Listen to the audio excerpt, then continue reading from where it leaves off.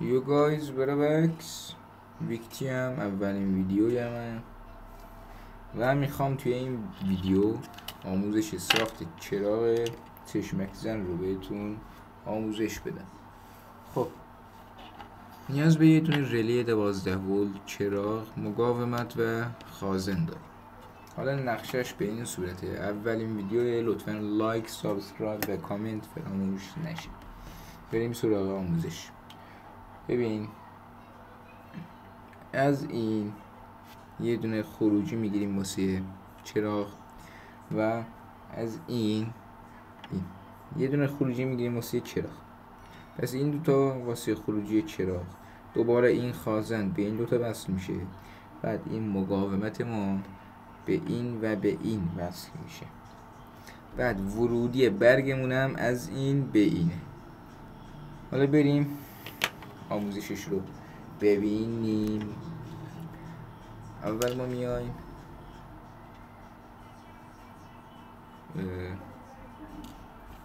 یه دونه گیره من بردارم،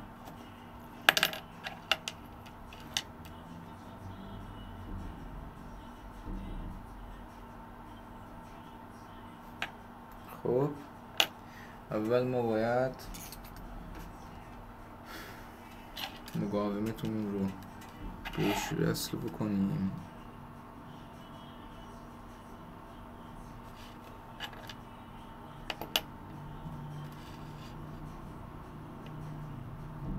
یه لحظه ویدیو نه درست. خب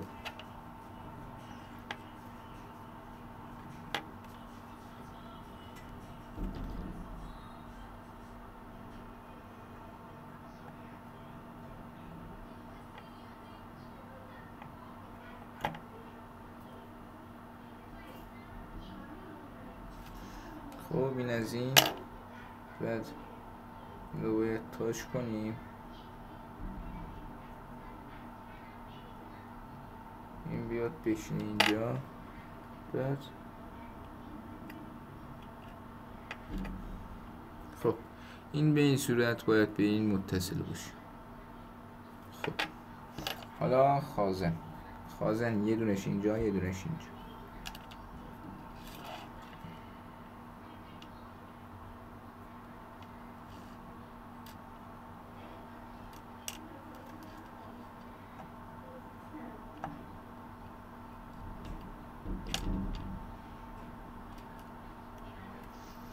خب این از پایه های خازنمون،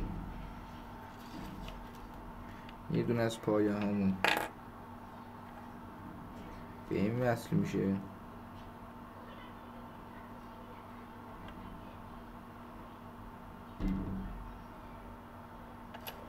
بعد یه دونه از پایه همون به این وسطیه.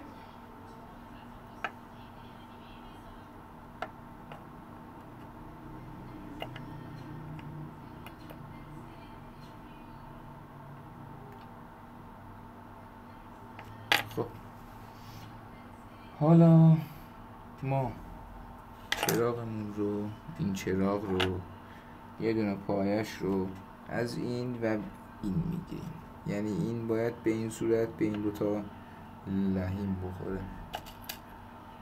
حالا ما دوباره از این نگهدار نگاه دلمون استفاده کنیم، یه دوتا لحیم کوچیک میزنیم بهش.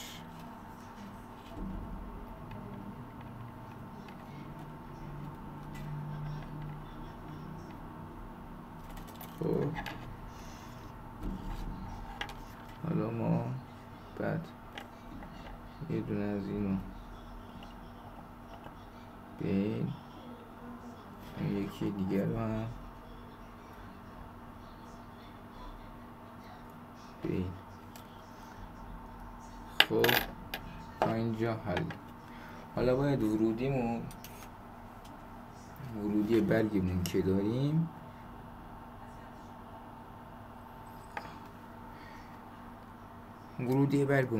باید یه دونه از اینجا و یه دونه از اینجا باشه. حالا ما تستش میکنیم، فرقی نداره منفی یا مثبت، باید پیداش کنیم کدوم.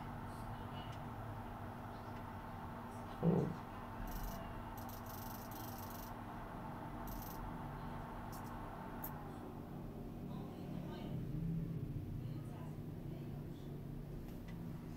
انگار مقاومت خراب.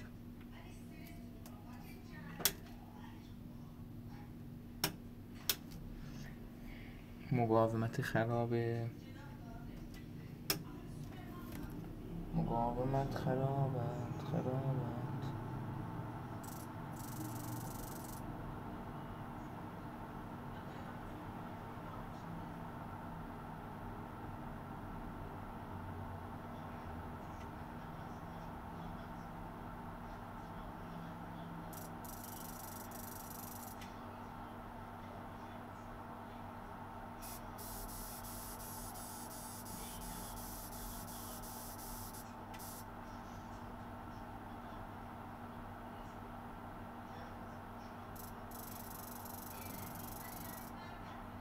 آقا ما بریم مقاومتش رو درست کنیم بعد بیایم.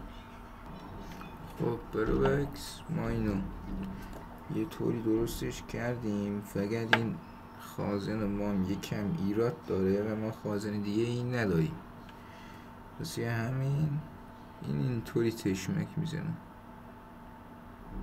چشمک خیلی ریزی میزنه. اگه مثبت منفیش هم برعکس کنید، بله منبع تغذیه‌مون از کار افتاد.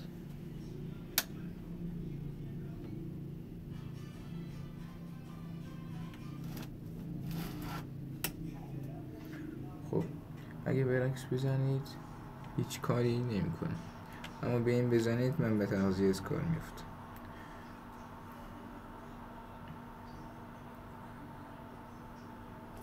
امیدوارم از این ویدیو منبع تغذیه سوخت. امیدوارم از این ویدیو خوشتون اومده باشه. بعد تا ویدیوی بعدی یا حق